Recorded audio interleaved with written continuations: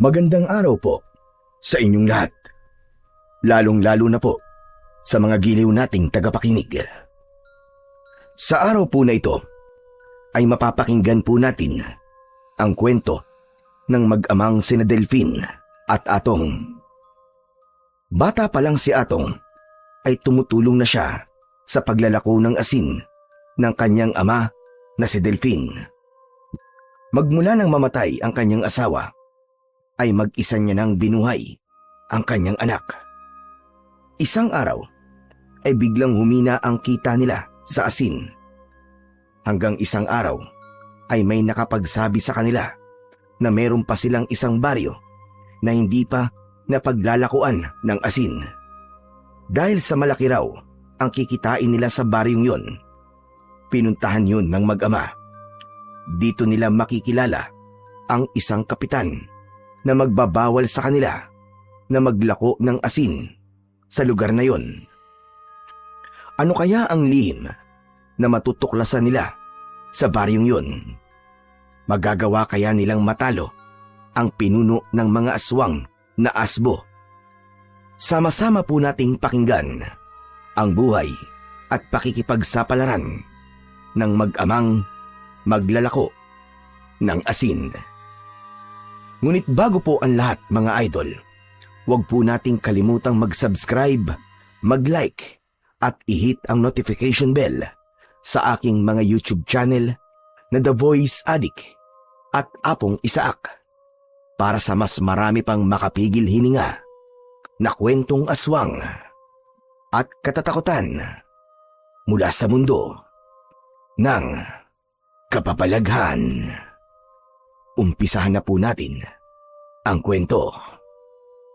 Aba, isang sako baka mo ng asin na kailangan nyo, ha, Delphine? Dako, pambihira naman, oo. Pagkadami-dami naman nun, saan ba ninyo dinadalang mga asin? Balak po sana namin, Lolo Nilo, na maglako po dun po sa dulo ng baryo. Medyo mahina na po kasi ang bentahan sa atin ngayon eh. Saka, mabilis lang po maubos ang isang sakong asin kung pupunta po kami sa mga karatig baryo. Hindi ba't halos nalibot nyo na ang mga baryo nung nakaraang araw? Baka naman malayo na ang marating ninyo niyan. Abay, mag-iingat kayo. Kahit matagal na akong nakatira sa lugar na ito, meron pa rin na mga lugar na hindi dapat pinupuntahan ng mga tao. Lolo Nilo, kahit saan naman po ako makarating, ay nasisiguro ko naman na palagi kami ligtas. Kaya naman wag na ho kayong masyadong mag-alala. Isa pa, maglalako lang naman po kami ng asin eh. Sa tingin ko naman ho walang mangyayaring masama sa amin ng anak ko. Ay siya, sige na, ikaw na ang bahala. Ang sakin lang naman konting paalala lang. Alam mo naman na magmula nang makilala kita, ay hindi ka na iba sa akin. Pamilya na rin kita. Kayong dalawa ng anak mo. Teka, diyan ka muna, titignan ko lang. Nako, paano ba to, Delphine? Isang sako na lang pala ng asin ang natitira sa bodega ko. Ayos lang po yun, Lolo Nilo. Ang mahalaga po meron kaming ilalako ng anak ko. Teka, Delphine, nasa na ba ang anak mo si Atong? Abay, kanina ko pa inutusan na kumuha ng sako hanggang ngayon hindi pa rin bumabalik dito. Saan na naman kaya nagpunta ang batang yon? Maghintay na lamang po tayo rito, Lolo Nilo. Inutusan ko po kasing dalhin rito ang kariton nang hindi na po kami magbuhat. Asya nga po pala, Lolo Nilo, gaano na po ba kayo katagal gumagawa ng asin? Abay, kung hindi ka magagalit, ay 40 taon na akong gumagawa ng asin sa baryong ito. Suki ko na ang lahat ng mga nakatira rito. Ikaw ba? Kailan ka ba humilig sa paglalako ng asin? Simula po ng 8 taong gulang pa lamang ako, Lolo Nilo. Naglalako na po ako ng asin. Hindi man po ako isinilang dito sa lugar na ito. Pero magmula po nang lumipat kami rito ng mga magulang ko, ay ito na po ang ibinuhay nila sa akin. Sayang nga lang po at maaga silang nawala sa mundong to. Kaya ang lahat po ng kanilang mga iniwan, ay ako na po nagpatuloy. Lalo na po nang mamatay ang asawa ko. Mabuti naman pala kung ganun. Hindi ka nagpatalo sa pagsubok ng buhay. Pero nitong mga nakaraan na araw, medyo humina na talaga ang bentahan ng asin. Hindi ba kayo kinukulang sa panggastos yung mag-ama? Hindi naman po. Sa awa naman po ng Diyos, nakakaraos po kami ni Atong. Kayo po ba? Hindi po ba naaapektuhan ng pagawaan nyo ng asin? Hindi naman. Sadya lang talagang dumadating ang araw na mahina ang kita. Ganun naman siguro kapag dumarami na ang kalaban sa negosyo.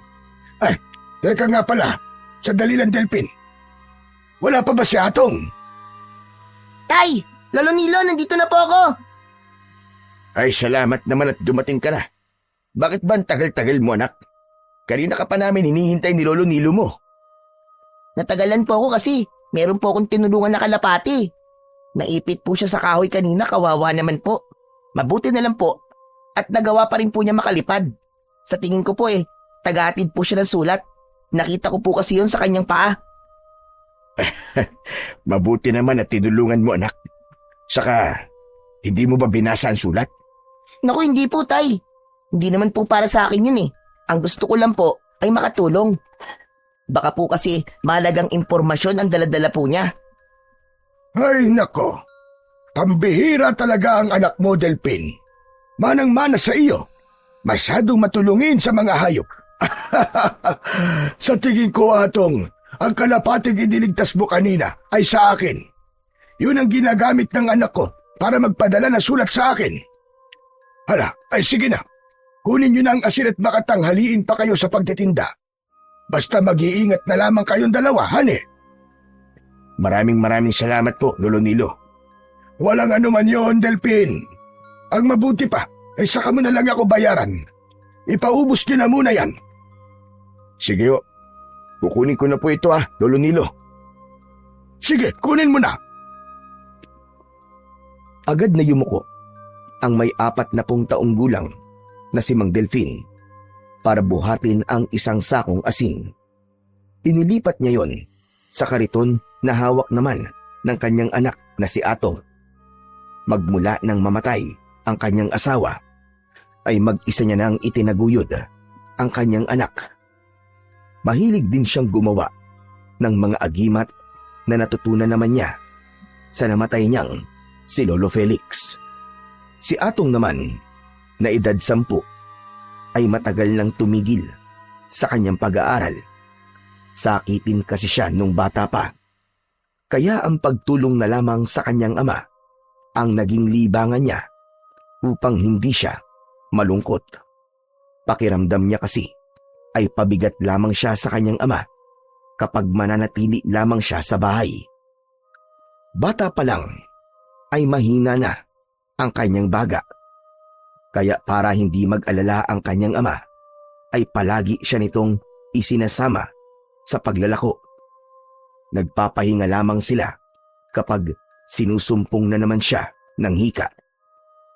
Ayon sa kanyang ama na si Mang Delphin, ay mawawala lamang ang lahat ng nararamdaman niya kapag naibigay na sa kanya ang inaalagaan nitong agimat.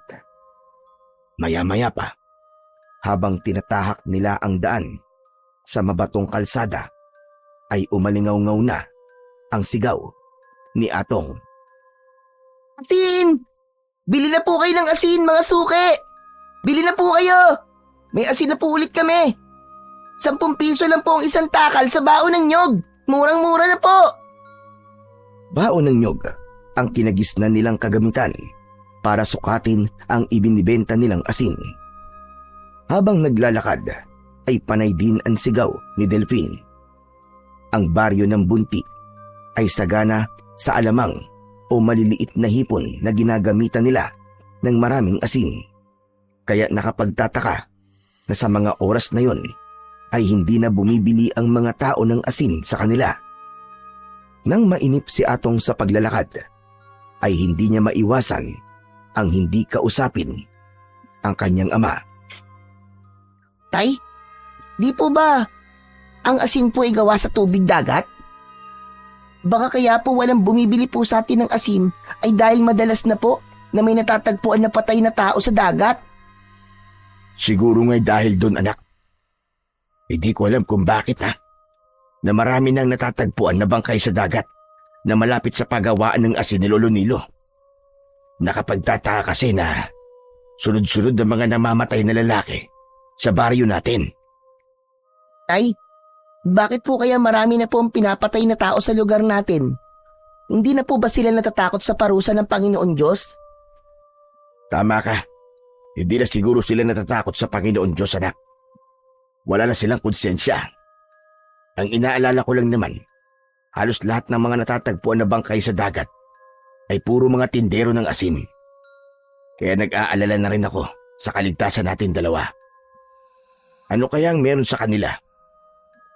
Siguro po, Tay, ang may gawa po nun sa kanila ay kakumpetensya nila sa paglalako ng asin. Marahil, hindi po natin kailangan matakot, Tay, dahil wala naman po tayong ginagawang masama eh. Basta anak, palagi kang hihingi ng gabay sa Panginoon Diyos para palagi niya tayong ingatan at iiwas sa lahat ng uri ng kapahamakan. Opo, Tay, palagi naman po ako nagdadasal eh. Palagi ko rin po kayong isinasama sa mga panalangin ko. Ang bait naman ng anak ko. Maraming salamat. Sana anak, lumaki kang mabuting tao. Magmula nang may sunod-sunod na natatagpuan na patay sa dagat, ay naging mahina na ang benta ng asin. Isang misteryosong pagkamatay ng mga tindero na hanggang ngayon ay hindi pa rin nalulutas. Marami ang lumalabas na hinala, ngunit wala pa namang napapatunayan. Maya-maya pa ay muling ipinagpatuloy ni Delphin ang pagtutulak sa kariton. Panay din ang alok nila sa mga tao na dumadaan. Subalit, tinitignan lamang sila ng mga ito. Kaya naman, hindi na nakatiis si Atong at muli siyang nagsalita. Ay, magpahinga na po muna tayo. Para po kasing nakakapagod na ang init ng sikat ng araw. Ganun ba anak? Sige, ititigil ko tong kariton pagdating natin sa tapat ng tindahan ni Emily. Bibili na rin tayo ng maiinom mo, saka ng tinapay na makakain natin. Sigurado akong nagugutom ka na dahil hindi ka naman nag-almusal kanina eh. Tumango si Atong sa sinabing yun ng kanyang ama. Kasunod ng malalim na buntong hininga habang sakay siya ng kariton na tulak-tulak ni Mang Delphin. Ginagawa yun ni Mang Delphin para hindi mapagod ang kanyang anak sa paglalakad. Lumipas pa ang ilang minutong pagtutulak niya ng kariton ay wala pa rin na bumibili sa kanila ng asin. Maya-maya pa ay natanaw niya na ang tindahan ni Emily. Pagkarating nila sa tindahan ay agad na bumaba si Atong sa kariton. Naupo siya sa mahabang bangko na gawa sa kahoy. Pagkatapos si Delphin naman ay dumukot ng pera sa bulsa ng kanyang pantalon at tinawag ang may-ari ng tindahan. Emily! Emily, pabili nga ako ng 2 tinapay at 2 soft drink. Ikaw pala, Delphin. Sige, hintayin mo ako dito at kukuha muna ako ng soft drink. Agad na kumilos ang may 40 taong gulang na si Ginang Emily. Ito ang nagmamay-ari ng nag-iisang tindahan sa bukana ng baryo ng Bunti. Matagal na itong nakatira doon, kaya't sanay na sila kay Emily. Bihira itong magsalita at hindi madalas na lumalabas ng bahay dahil ayon sa mga tao na nakakakilala sa babae ay wala raw itong maaasahan na magbabantay sa tindahan nito dahil walang pamilya si Emily. Pagkalipas ng ilang minuto ay iniabot na sa kanya ang binibili niyang 2 tinapay at 2 soft drinks. Heto Delphin. Medyo malamig na ito, kaya tamang-tama sa init ng panahon. Saan ba kayo nanggaling yan?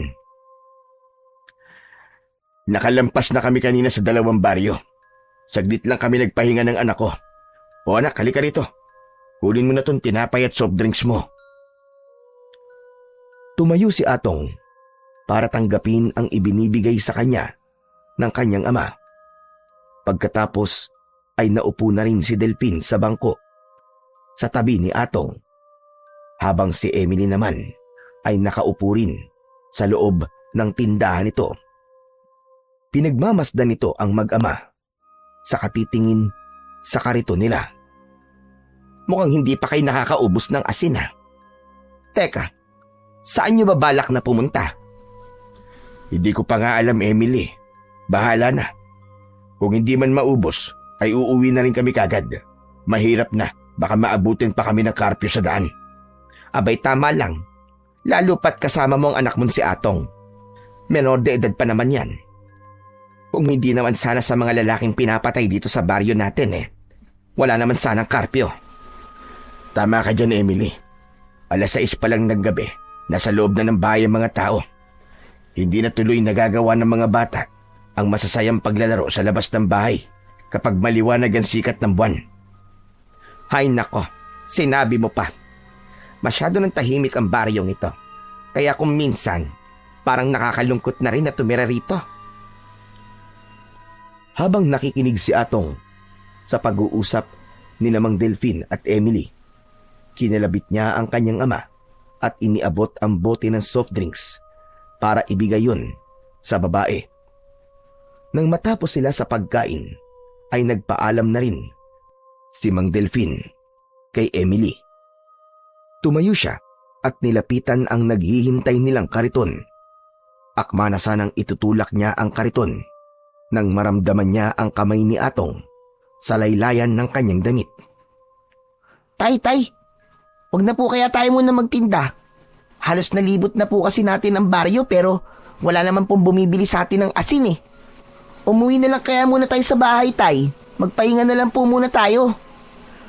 Aba, bakit naman anak? Maaga pa naman, di ba? Paano po naman kasi? Kanina pa po tayo nagtitinda pero konti lang po ang nababawas sa asin natin. Inaalala ko lang naman po na baka mapagod lamang kayo sa pagtutulak po ng kariton. Idagdag niyo pa po ang bigat ko dahil nakasakay po ako dyan Ay nako, wag mo nang isipin yun anak. Kahit na kailan ay hindi ako mapapagod sa pagtutulak ng kariton. Kahit nakasakay ka pa. Teka, sandali nga lang.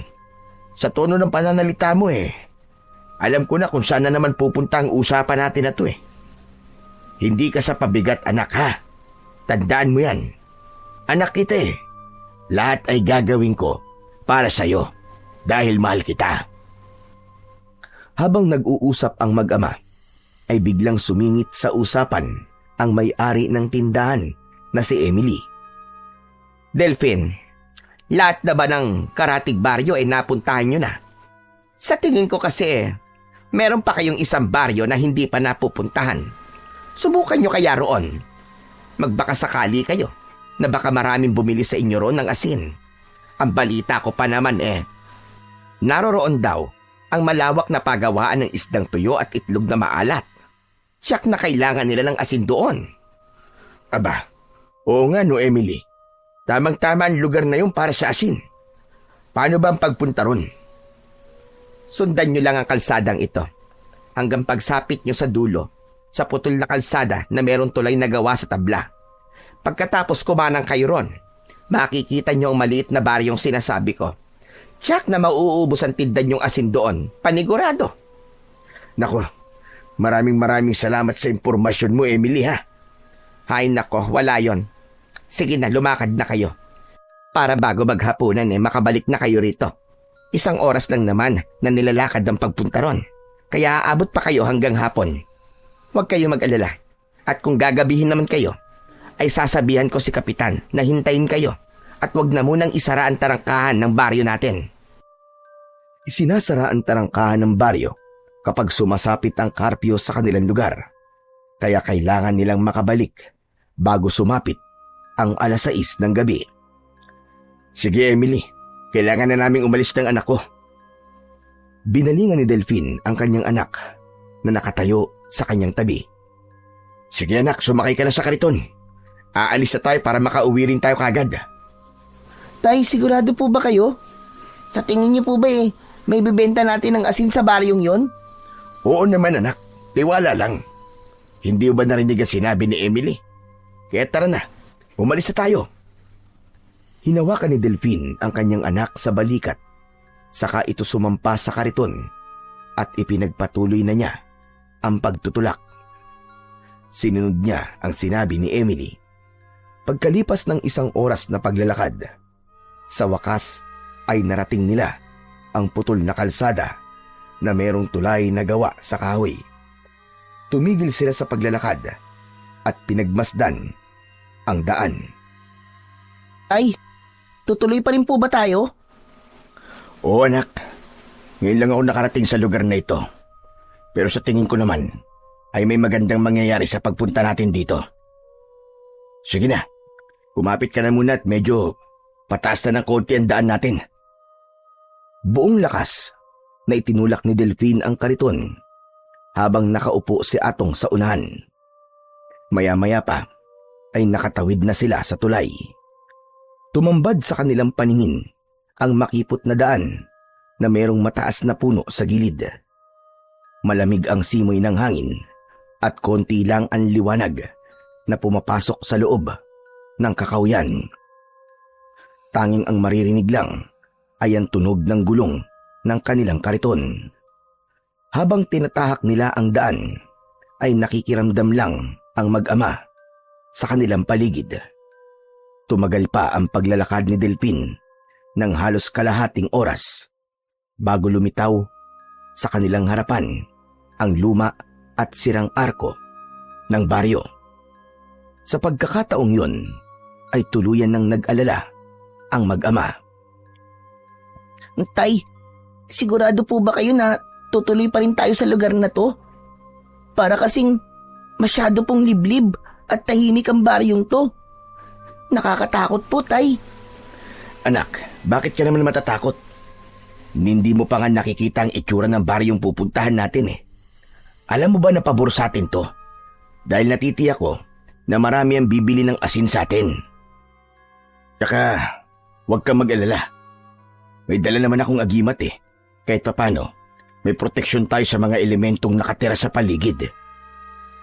Nang mabanggit ni Mang Delphine ang tungkol sa agimat, kinapa niya ang kanyang leeg at nag-aalalang napatingin sa mukha ng kanyang anak na si Atong.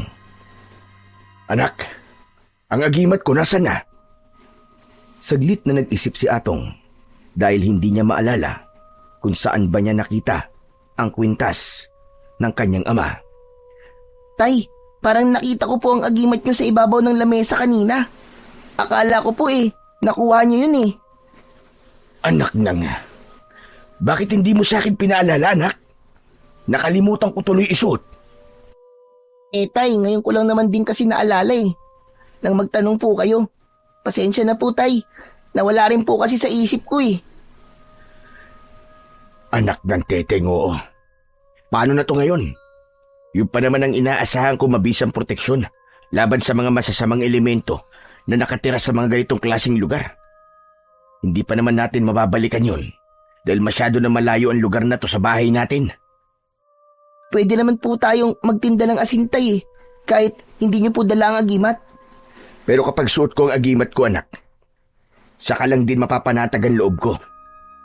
Pero Tay, kayo na rin po ang nagsabi, di ba, na palagi po tayong ginagabayan ng Diyos. Kaya, ano po ang inaalala nyo? Kanina nga po, natatakot din ako. Pero nang tumawag po ako sa Panginoon, bigla pong nawala ang pag-aalala ko. Kaya Tay, magtiwala lamang po tayo sa Diyos. Siguro naman po walang mangyayaring masama sa atin doon. Isang malalim na buntong hininga ang pinakawalan ni Delphine bago sumang-ayon sa kanyang anak. Ipinagpatuloy niya ang pagtutulak habang si Atong naman ay kampante ng nakaupo sa unahan ng kariton. Itinuon na lamang ni Delphine ang kanyang paningin sa unahan ng daan. Pagkalampas nila ng arko ay bumungad sa kanila ang kakaibang presensya ng paligid. Tahimik at dikit-dikit ang bahay, ngunit gawa ang mga yon sa dahon ng nyog at kugon naman ang bubong. Sa unang pagpasok pa lang nila sa baryo, ay agad na tumigil ang mga tao sa kanilang mga ginagawa. Tay, bakit po kaya ang sama po ng tingin nila sa atin? Natural anak, dayo tayo rito eh. Ngayon lang tayo napunta sa lugar na to. Huwag mo na silang pansinin. Sige na. Simulan mo na sumigaw. Alokin mo na sila ng asin. Sige po, Tay. Asin! Asin po kayo riyan! Ate, kuya, bili na po kayo ng asin namin. 10 piso lang po ang isang takal sa baon ng nyog. Bili na po kayo. Walang reaksyon na nakatingin lang ang mga tao kay Atong. Kaya si Delphi naman ang nag-alok ng asin sa mga ito. Ale, Manong, bili na po kayo ng asin sa amin, oh. Hindi pa rin kumilos ang mga tao. Nakatayo pa rin ang mga ito sa gilid ng kalsada. Maging si Delphine ay hindi na rin naiwasan ang hindi mag-alala sa uri ng tingin ng mga tao sa kanila. Itinigil niya ang kariton at nilapitan si Atong. Atong anak, itutuloy pa ba natin ang paglalako ng asin sa kanila? Mukhang hindi sila masaya na nandito tayo, anak. Siya nga po, Tay. Nakakatakot po ang mga tingin nila sa atin. Akala ko po ba nagtutuyo po ng isda ang mga tao rito. Bakit kaya kahit isa, wala po akong nakitang nakabilad na isda sa paligid? Mukhang may mali nga sa lugar na ito, anak. Pero ito ang lugar na itinuro sa atin ni Emily. Bakit kaya nagkaganito ang lugar na ito? Tay, bumalik na po kaya tayo. Umalis na po tayo rito, Tay. Bigla po akong kinabahan sa kanila eh. Kalma ka lang, anak. Huwag kang magpapahalata. Natakot ka sa kanila. Akma na sanang aalis sina Delphine at Atong nang biglang dumating ang isang lalaki. Malaki ang katawan nito at may 4 na tanod na kasama. May mga hawak itong batuta na ipinapalo pa sa palad ng mga ito. Sa tingin ni Delphine ay nasa 50 na ang gulang ng lalaki. Mawalang galang na sa inyo. Ano? Sino nagbigay sa inyo ng pahintulot na pumasok sa loob ng baryong ito para maglako ng asin, ha? Ano po? Kailangan pa po ba namin ng pahintulot sa paglalako po ng asin? Asin lang naman po itong dala namin eh. Yun na nga eh. Asin ang dala mo. Maigpit kong ipinatutupad ang batas dito sa pagbabawal sa paglalako ng asin. Lahat ng pumapasok na maglalako ng asin sa lugar na ito ay hindi namin pinapayagan. Kaya makakaalis na kayo at pakiusap lang. Wag na kayong babalik dito. Teka, sandali lang po. Mawalang galang na. Sino ho ba kayo? Ako si Lando at ako lang naman ang kapitan sa baryong ito. Kaya makinig ka sa sinasabi ko. Umalis na kayo ng kasama mo sa baryong ito. Naiintindihan mo ba? Pasensya na ho. Pero gaya po na sinabi ko kanina, nagtitinda lamang po kami ng asin ng anak ko. Wala pong masama sa ginagawa namin. Hindi namin kailangan ng asin dito.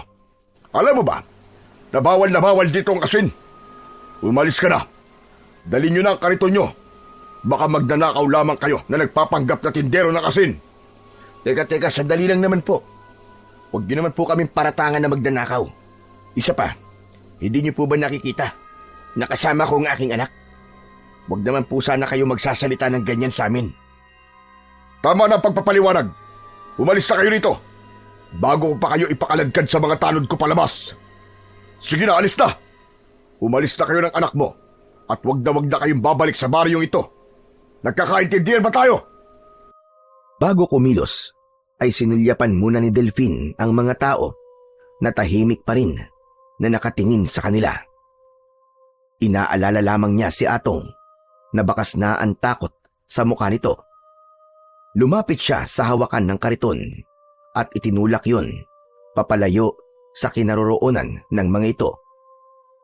Nang makalampas sila sa arko ng baryong yun, saka lang nakahinga ng maluwag si Mang Delphine. Anak, ayos ka lang ba dyan? Opo, Tay, ayos lang po ako. Hindi na po ako kinakabahan. Pasensya ka na, anak, ha? Hindi ko gustong marinig mo ang mga sinabing yun ng kapitan. Huwag niyo na pong isipin yun, Tay. Ang mahalaga po, nakalista po tayo sa lugar nila. Ang ipinagtataka ko lang naman po bakit po kaya bawal po ang asin sa baryong yun? Yun na nga rin ang iniisip ko, anak Kanina pa. Isa pa, anak. Nakita mo ba ang reaksyon ng mga tao na naroroon? Para bang wala sa kanilang mga sarili? Meron pa po akong ibang napansin sa anyo nila, Tay. Para bang takot na takot po sila sa asin. Saglit na napaisip si Delphine. Kaya siguro walang kahit na sino ang sinusubukang lumapit sa kanila kanina. Dahil ang mga taong nakatira roon ay takot sa asin. Habang tulak ni Delphine ang kariton, ay bigla niyang naalala si Emily. Bakit kaya doon tayo pinapunta ni Emily? Alam kaya niya na ganun ang itsura ng baryong yun? Ang mabuti pa po kaya tanungin po natin siya, Tay. Tumango si Delphine sa sinabing yon ng kanyang anak. Saka ipinagpatuloy ang kanilang paglalakad. Pagkalipas ng 1 oras na pagtahak sa daan, narating nila ang tindahan ni Emily. Nangihina na napaupo si Mang Delphine sa bangko. Samantalang si Atong naman ay bumaba ng kariton at tumabi sa kanyang ama. Tay, wala man lang po tayong naibenta na asin. Paano po natin mababayaran si Lolo Nilo? Bahala na, anak. Sa ibang araw na lamang natin siya mababayaran. Teka, nasan kaya si Emily? Pambihira. Napagod lang tayo at nabulyawan pa ng Kapitan Lando na yun. Alam mo, anak, sa tingin ko, takot sa kanya mga taong nandun Sa tingin ko nga rin po, Tay Nabigla rin nga po ako sa mga sinabi niya kanina sa atin. Pinagbintangan ba naman tayo na magnanakaw? Para lamang mapilitan tayong umalis doon. Habang nag-uusap ang mag-ama, ay lumabas sa tindahan si Emily. Nang makita sila nito, ay bahagya pa itong nagulat. Kaya naman, dala ng pagtataka, ay lumapit pa ito mismo sa kanilang harapan at agad na nagtanong. Oh, Delphine, Atong, anong nangyari sa lakad niyong dalawa? Bakit narito na kayo? Naubos na ba ang tinda niyong asin? Ay nako, hindi yun ang nangyari, Emily. May nangyari sa amin doon, kaya bumalik kami kagad at hindi na nakapaglako ng asin. Mali kasi ang sinabi mo tungkol sa baryong yun Hindi magandang lugar na yun. Pinalayas pa kami ng kapitan at bawal daw na magtinda ron ng asin. Ang bihira. Bakit hindi mo naman sinabi sa akin na bawal pala maglako ng asin doon? Aba, teka. Paano magiging bawal ang asin sa baryong yon? Kailangan nila yun sa kanilang mga hanap buhay. Imposible naman yata yung sinasabi mo sa akin ngayon, Delphine. Aling Emily, totoo po talaga ang sinasabi sa inyo ng tatay ko. Nagulat po talaga kami sa baryong yun dahil malayo po yun sa itsura ng lugar na nabanggit po nyo kanina sa amin. Tsaka wala rin po kami nakitang pinatuyong isda doon. Pinagbintangan pa nga po kami ni Kapitan Lando na magnanakaw kaya napilitan na po kaming umuwi kagad dito. Pinagbantaan din kami ng anak ko na wag na raw kaming babalik doon kahit kailan. Dahil kung hindi, ay papakaladkad daw kami sa mga tanod niya. Hindi nga nagsasalita ang ibang mga tao na naroroon. Si Kapitan lang ang nakausap namin. Hindi talaga ako makapaniwalang bawal sa lugar na yon ang asin. Abay, imposible talaga yon. Ngayon lang yata ako nakarinig na bawal ang asin sa isang baryo. Maliban na lang kung merong ibang dahilan. Pero ang labo Malabo talagang paniwalaan. Halos lahat kailangan ng asin. Teka, sinunod niyo ba ang itinuro ko sa inyong direksyon? Oo naman. Wala namang ibang baryo na naroon di ba? Teka, nagkamali ka, Delphine. Meron pang isang baryo na naroroon. Kaya lang, sa unahan pa yon ng daan. Hindi kaya nagkamali kayo ng baryong napasukan? Ang alam ko kasi, merong isa pang baryo sa kabila ng daan, sa putol na kalsada. Aling Emily, paano naman po kami magkakamali ng baryo na napuntahan ni tatay? Sinunod naman po niya ang sinabi nyo. May posibilidad na nagkamali nga kayo ng baryong napasukan. Baka naman, tumawid pa kayo ng tulay. Aba oo, Tumawid nga kami ng tulay, Emily. Lagot na. Nagkamali nga kayo ng baryong napuntahan. Wala naman ako sinabi sa inyo na tumawid kayo ng tulay, di ba? Ang sabi ko sa inyo, pagkarating nyo ng dulo ng putol na kalsada sa may tulay, kumanan kayo, hindi ba? Diyos ko, hindi ko naintindihan ang direksyong sinabi mo kanina, Emily. Baka nga nagkamali kami ni Atong ng baryong napuntahan. O, kita mo na. At ang baryong napuntahan nyo ay baka tirahan ng mga aswang, kaya takot sila sa asin. Bigla ang pagbundol ng kaba sa dibdib ni Delphine nang maintindihan lahat ang mga sinabi ni Emily. Aswang baka mo, Emily?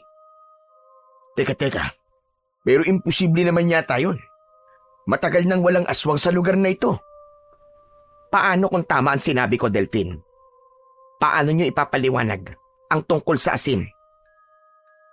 Hindi kagad nakapagsalita ang mag-ama. Dahil doon ay nagkatinginan sila ni Atong. Alam ni Mang Delphine na karamihan sa mga nilalang ng dilim ay takot talaga sa asin. Kahit hindi pa siya nakakakita ng aswang, ay batid niya na ang mga ganong klaseng nilalang. Dahil sa mga naging kwento noon ni Lolo Felix sa kanya, kaya isang plano ang nabuo sa isip ni Delphine. Yun ay ang bumalik sa baryo upang masigurado kung tama ba ang hinala niya na mga aswang nga ang nakatira sa baryong yun. Teka, Delphine, ano na ba ang plano mo ngayon? Bala ko pa sana magtinda ng asin. Kaya lang, parang masyado ng mahaba ang araw na to para sa amin ni Atong. Bigla ako napagod sa mga nangyari sa amin kanina. Baka kailangan na muna naming umuwi para makapagpahinga. Mabuti pa nga. Ipahinga nyo na lang muna yan. Pasensya na kayo. Ang gusto ko lang naman ay makatulong sa inyo. Hindi ko naman akalain na mangyayari sa inyo yon. Nakapanghihinayang talaga. Dahil hindi naman ganong klaseng baryo ang tinutukoy ko. Masaya ang lugar na sinasabi ko sa inyo. At talagang maraming tao na pumupunta doon.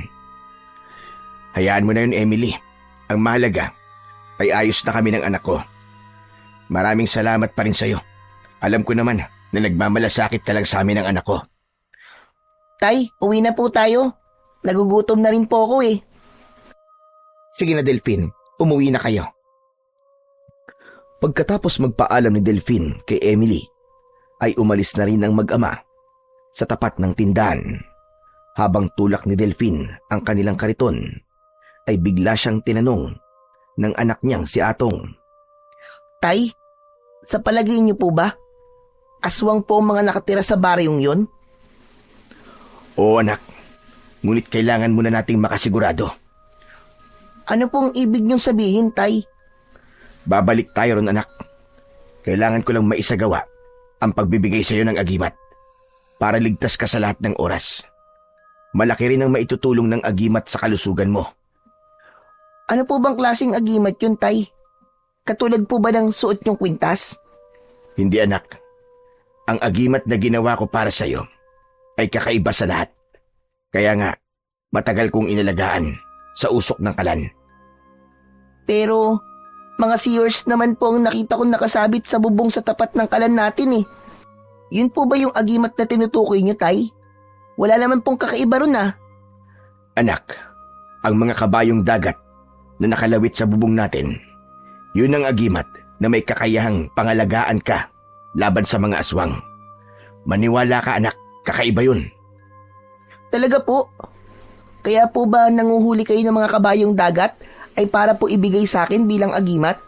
Ang buong akala ko pa naman po ay gamot lang yun sa hika. Hindi, anak. Hindi lang yun gamot sa hika, kundi mabisang pangontra sa aswang at mga elementong hindi nakikita ng pangkaraniwang tao.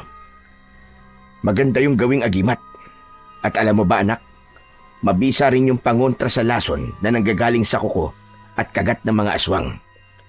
Sa oras na maisuot mo ang pinatuyo na kabayong dagat o seahorse, magkakaroon ka ng kakayahan na kasimbilis ng kabayo.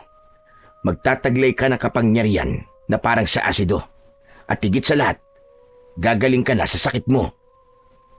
Ang husay niyo naman pong gumawa ng agimat, Tay.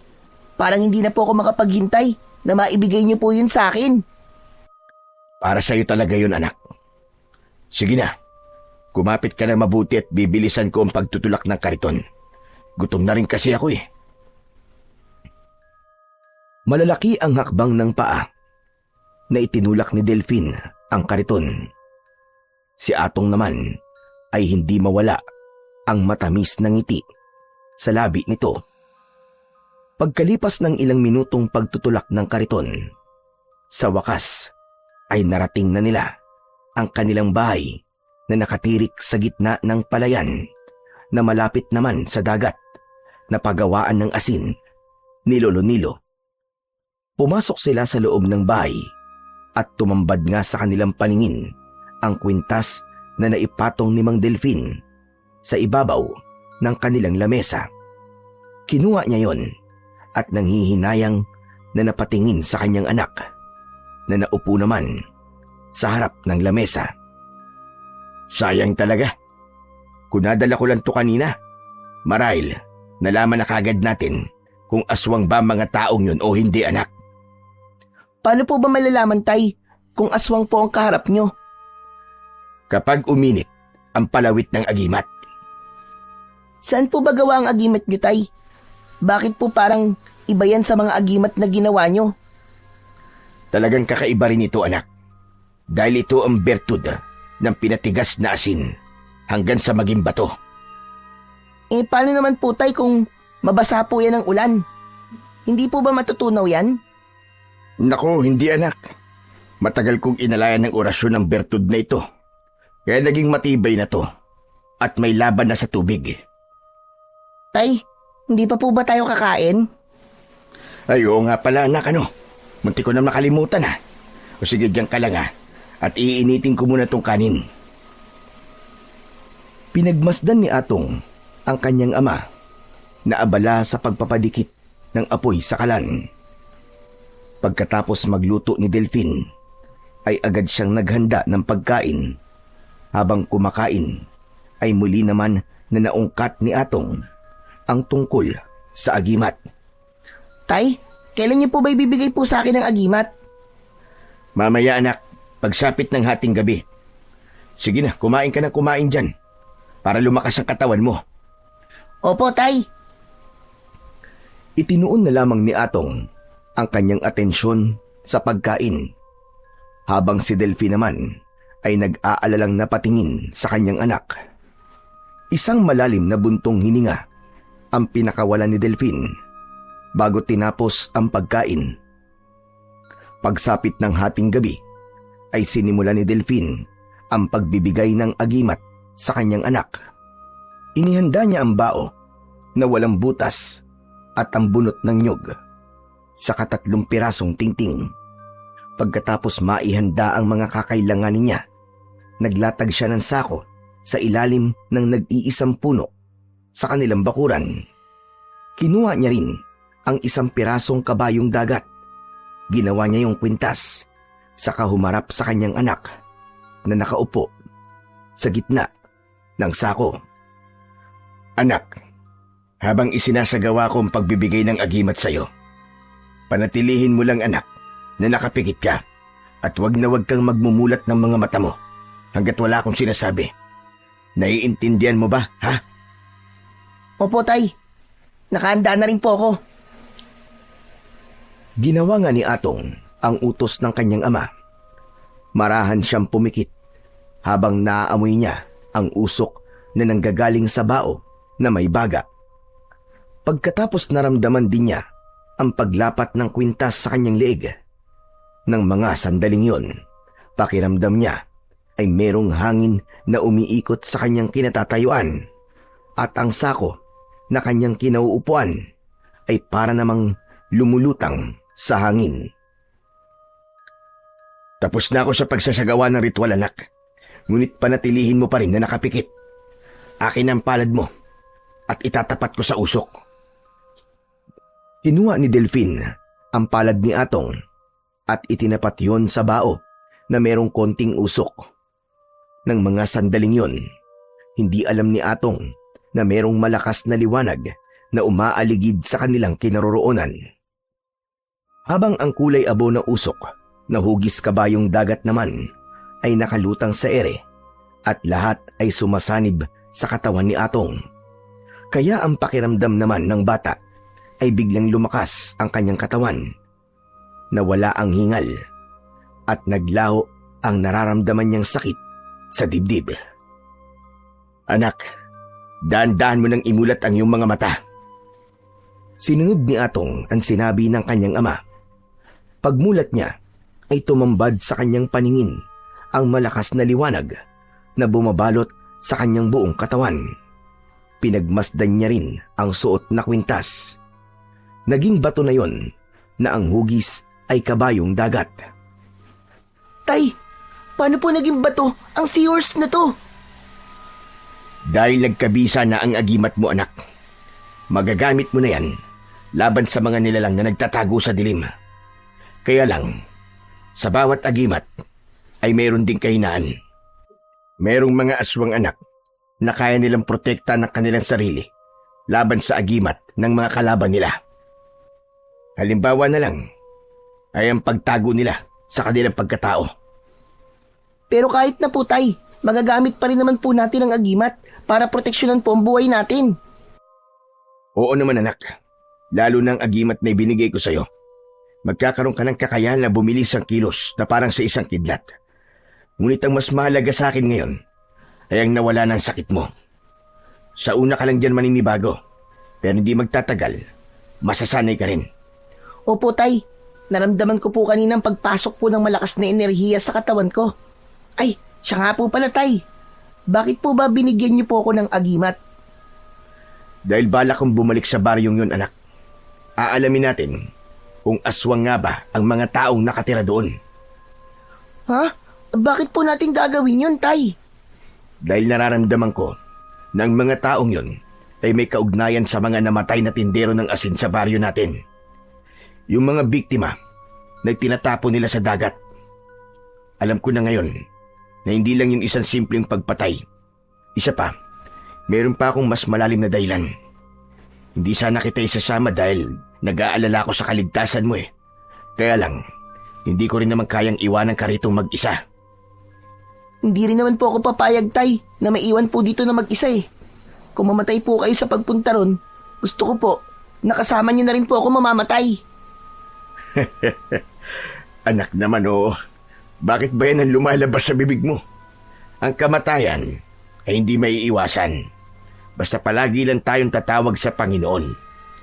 Gagawin natin to, anak, para sa kaligtasan ng mga tao sa baryo natin. Hala, sige na. Pumasok ka na sa loob ng kwarto natin. Medyo nagamit ko ang lakas ko kanina, kaya nakaramdam ako ng panghihina. Tumayo si Atong at iniwan si Mang Delpin na nagliligpit ng gamit. Ihahagis na sana niya ang bao nang biglang may napansin siyang anino sa likod ng puno. Napalingon siya ng mabilis sa gawi ng kanyang anak. Mabuti na lang at nakapasok na ito sa loob ng kanilang kwarto. Bigla siyang kinabahan nang mag-init ang suot niyang agimat. Alam ko minamatyagan mo kami. Sino ka? Magpakita ka! Hindi gumagalaw ang aninong nakatayo. Ngunit ang mapula nitong mga mata ay kumikislap sa dilim. Hindi na siya nag-aksaya ng oras.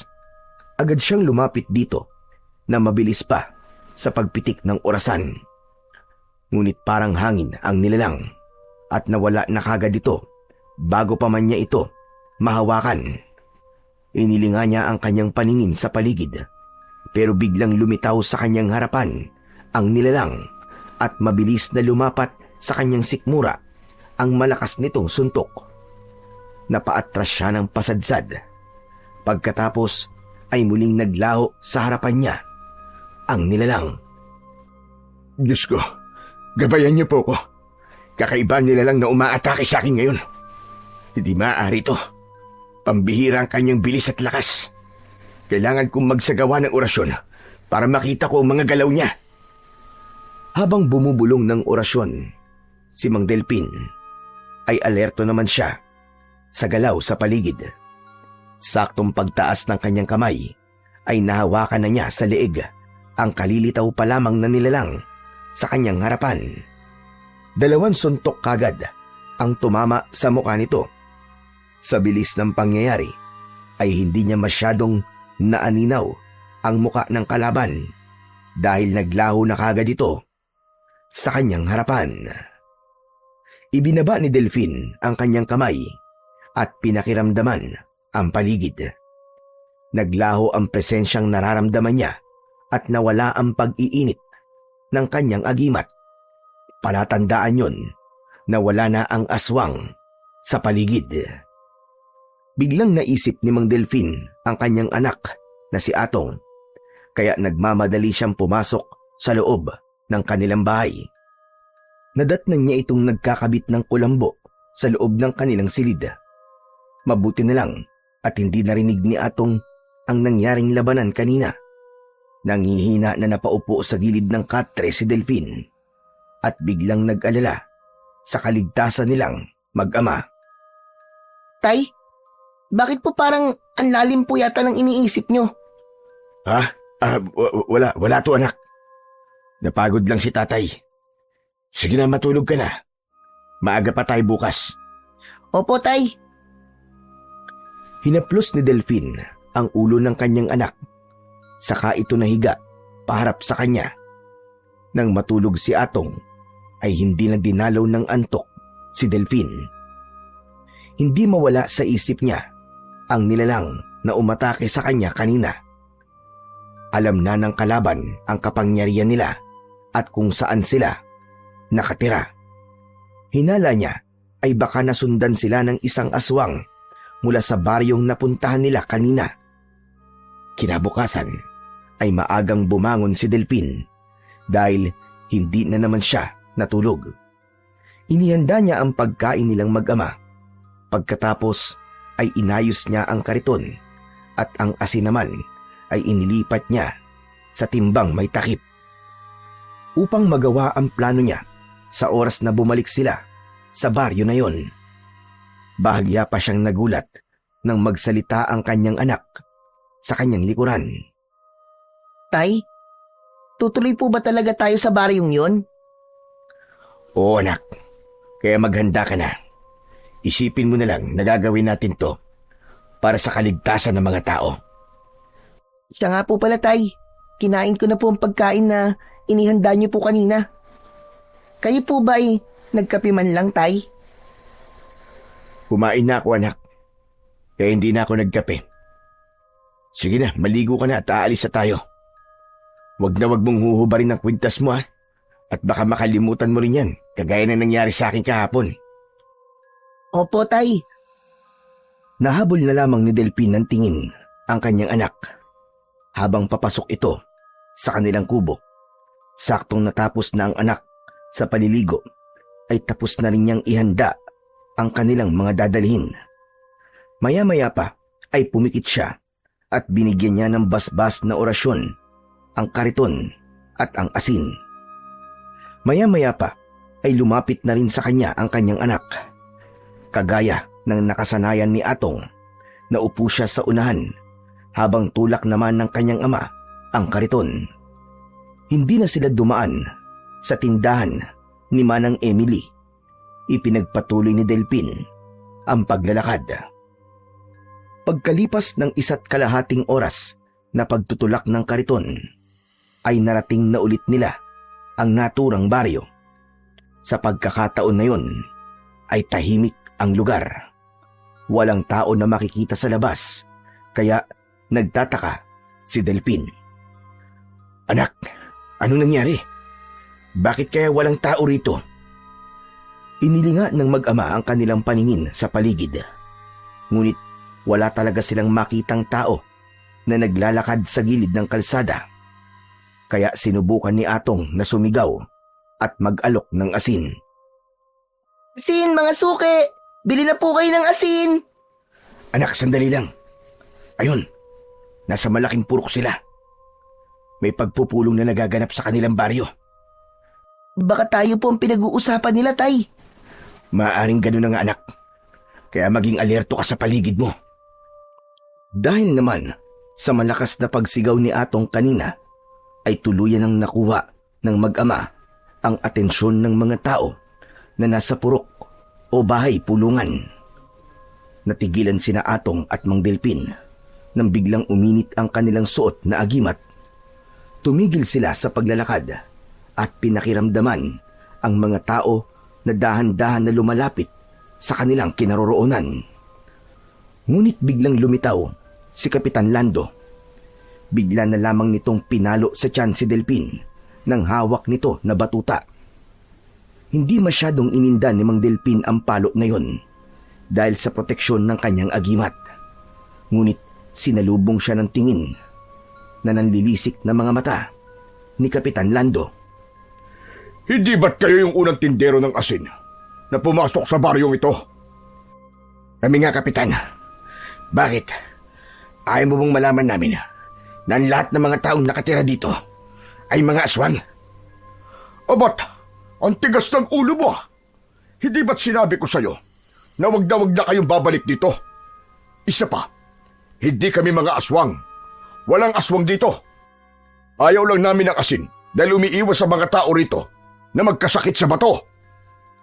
Hindi alam ni Delpin kung matatawa ba siya o maiinis sa katwiran na yon ni Kapitan Lando. Pero matapang pa rin siyang nakipagmatigasan dito at lihim na dumakot ng asin sa timba. Alam na namin, Kapitan, na kaya bawal ang asin sa lugar na ito ay dahil mga aswang ang lahat ng mga taong nakatira dito. Tama ba? Ang tigas talaga ng ulo mo. Umalis na kayo rito kung ayaw niyong masaktan. Tignan ko lang kung sino sa atin ang masasaktan. Patutunayan ko na aswang ang mga tao rito. Dahil sa pagmamatigas ni Delphin, ay tuluyan ng nagalit si Kapitan Lando. Inutusan nito ang 4 na tanod para kaladkarin sila palabas ng baryo. Isang tanod ang humawak kay Atong at 2 naman kay Delphin. Ngunit hawakan pa lang sana sila ng mga ito ay mabilis nang sinabuyan ni Delphin ng asin ang mga tanod. Ganon din si Atong. Napaatras ang mga tanod at halatang nasaktan sa tumamang asin sa katawan ng mga ito.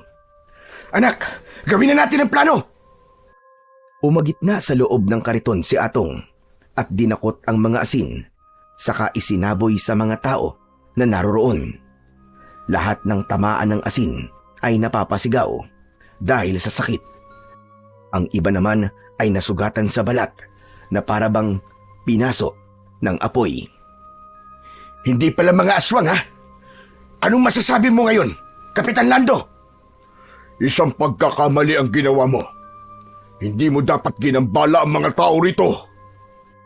Pagkasabi nito nun, ay agad na nagkagulo ang mga tao para sumugod sa kanilang mag-ama. Habang si Atong naman ay panay pa rin ang pagsasaboy ng asin sa mga ito. Napuno ng ingay ng mga boses na nasasaktan ang buong paligid. Sakalang naalala ni Delphin na mahina ang mga aswang kapag may presensya pa ng araw. Kaya sinamantala niya ang pagkakataon. Nilapitan niya ang mga tao at sinabuyan ng maraming asin. Si Kapitan Lando naman ay lumapit kay Delphin at hinampas siya nito ng batuta para pigilan siya. Ngunit mabilis na naiwasan yun ni Delphin at gumanti siya rito ng isang suntok sa tigkabilaan nitong tagiliran. Kasabay ng pagbuhos niya ng asin sa katawan nito. Kaya lang ay hindi nasaktan si Kapitan Lando at pinispisan lang nito ng kamay ang damit na nasabuyan ng asin. Walang epekto sa akin ang asin dahil hindi ako aswang. Ang mga tao rito ay tahimik na namumuhay. Subalit dumating kayo ng anak mo para manggulo. Nasisiraan na ba talaga kayo ng ulo? Hindi kami nasisiraan ng ulo, Kapitan Lando. Ginagawa lang namin ito para sa kaligtasan ng mga tao laban sa mga aswang na kagaya ninyo. Huwag ka nang magkunwari na hindi ka aswang. Alam ko na meron din kayong kapangyarihan para ikubli ang tunay niyong pagkatao. Malakas ang kutob kong kayo ang pumatay sa 7 lalaki na nadagpuan na nagpapalutang-lutang sa dagat. Wala kaming kinalaman sa binibintang mo. Dahil ang lahat ng mga tao na nakatira rito ay bantay sarado ko at wala silang inaargabyadong tao. Pero dahil sa ginawa mo, parang ikaw na rin ang humukay ng sarili ninyong libingan ng anak mo. Hindi mangyayari yung Kapitan Lando. Sisiguraduhin kong kayong lahat ang ibabaon ko sa hukay. Pagkasabi ni Delpin, ay malakas niyang pinalabas ang kapangyarihan ng kanyang agimat. Ganon din si Atong, na hindi na halos mahawakan ng mga tanod dahil sa nag-iinit nitong kapangyarihan. Kitang-kita ni Delphin ang pag-aalala sa anyo ni Kapitan Lando. Ngayon ka lumaban sa akin, Kapitan Lando. Ipakita mo ang tunay mong anyo. Hindi pa man natatapos si Delphin sa kanyang pagsasalita, ay tumama na sa kanyang muka ang batuta ni Kapitan Lando. Napaatras siya, ngunit gumanti siya rito ng sipa. Naiwasan nito ang pag-atake niya at pinalo na naman siya ng batuta sa kanyang binti. Patuloy siyang umaatake kay Kapitan Lando, ngunit dumadaplis lang ang kanyang kamao sa hangin. Tinumbok siya nito ng batuta sa kanyang tiyan. Bumagsak siya sa lupa.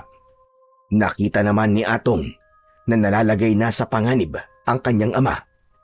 Mabilis niyang inatake ng sipa sa muka si Kapitan Lando.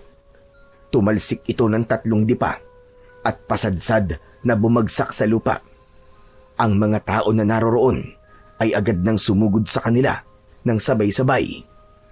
Kaya bago nakalapit ang mga ito sa kanila, ay inubos ni Atong ang asin sa mga ito. Bumagsak ang mga tao sa lupa.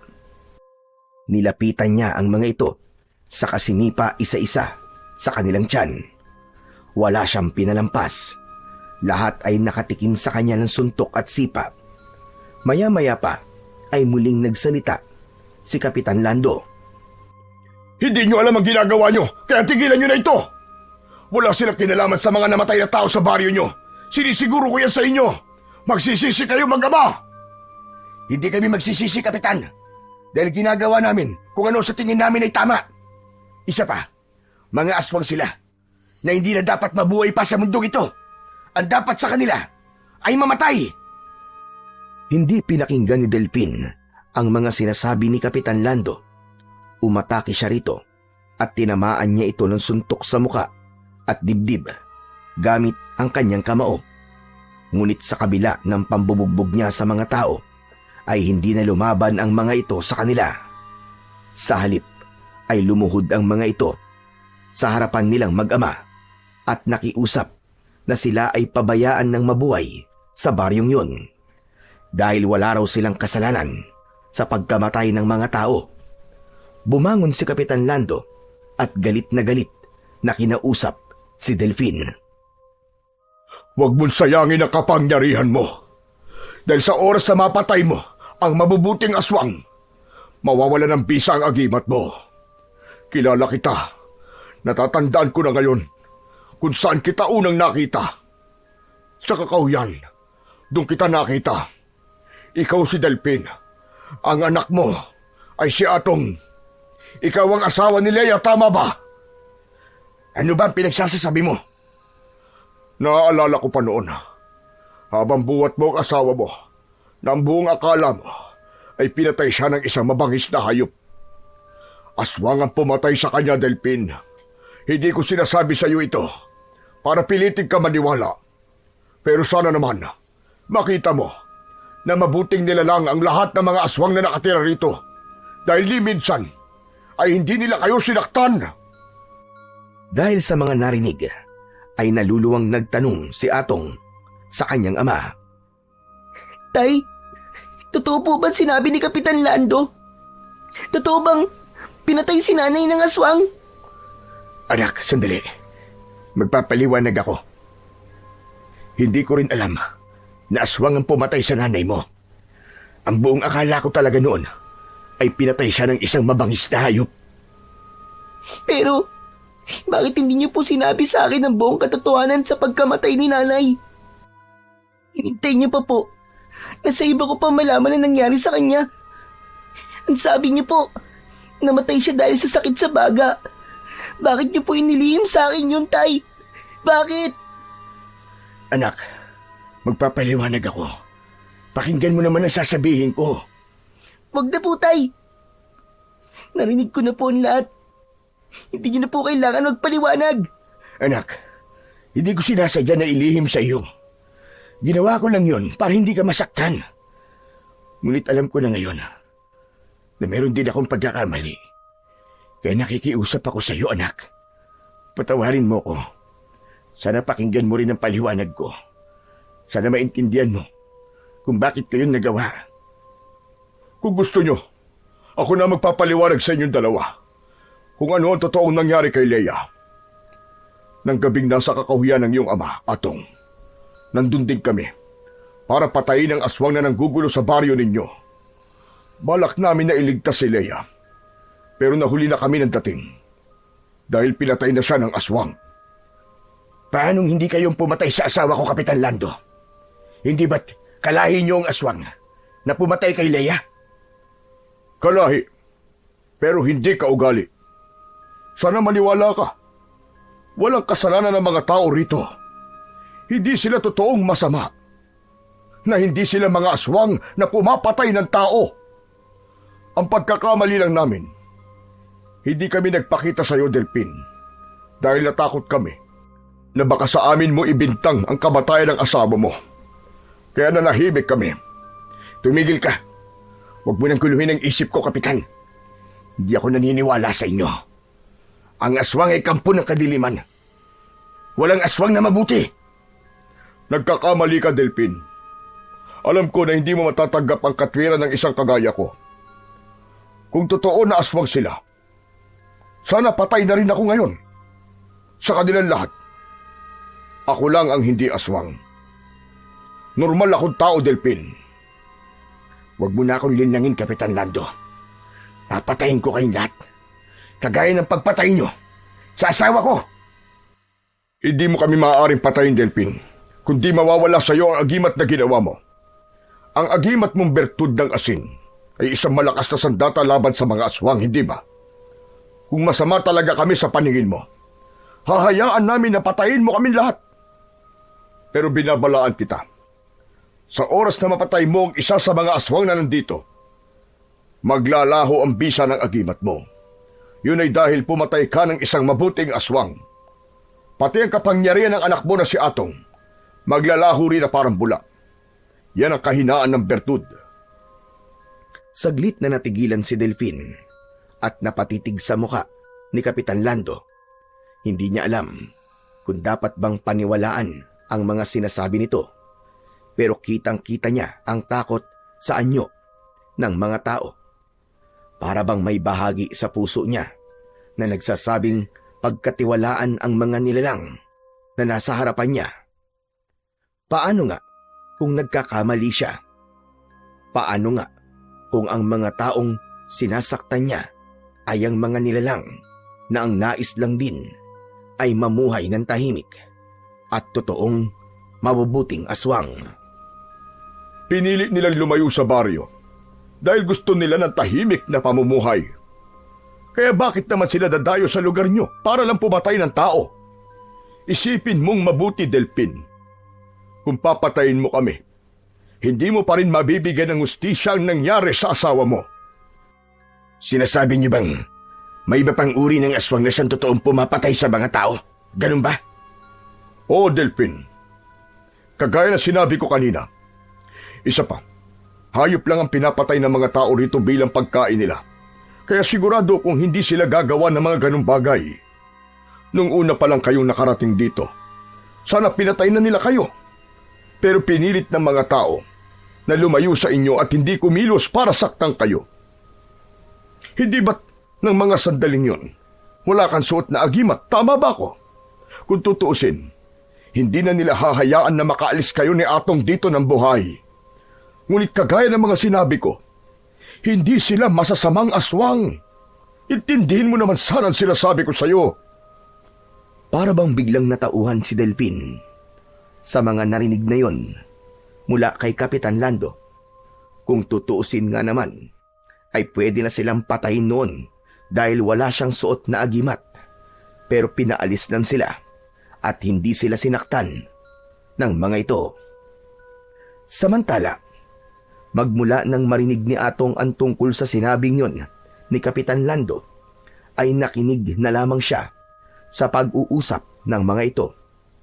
Galit na galit siya sa pagsisinungaling ng kanyang ama, ngunit unti-unti niyang naiintindihan kung bakit nagawa yon ni Mang Delfin.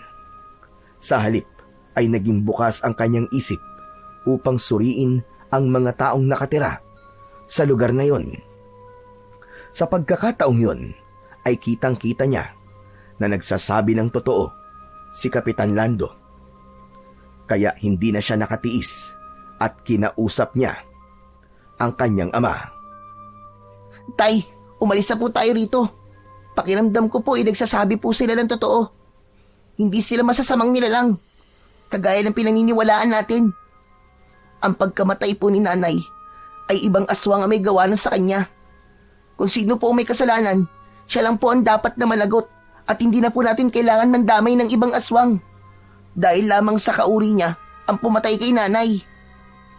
Tama ang anak mo, Delphin. Wala talaga kaming kasalanan. Kung ayaw mo maniwala ang mabuti pa, tanungin mo si Tatay Nilo. Dati, madalas kayong ikinikwento sa akin ni Tatay Nilo sa pamamagitan ng pagpapadala niya ng sulat sa Kalapate. Alam niyan tungkol sa lugar na ito. Anak niya ako, at totoo na ako lang ang hindi aswang dito. Pinili ko na dito tumira upang bantayan sila at bigyan ng proteksyon laban sa kapwa nila aswang.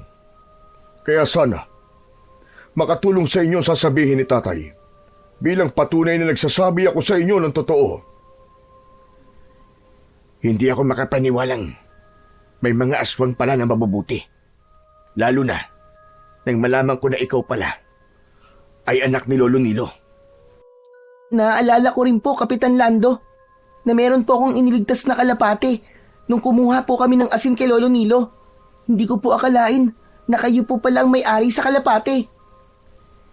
Bahagyang napangiti si Kapitan Lando sa sinabing yun ni Atong. Tuluyan nang nawala ang pagdududa sa puso ng mag-ama. Pagkatapos nilang mag-usap, ay saka lang din tumayo ang mga tao at nagpasalamat sa kanila.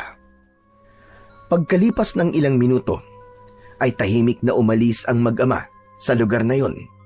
Tulak ang kariton.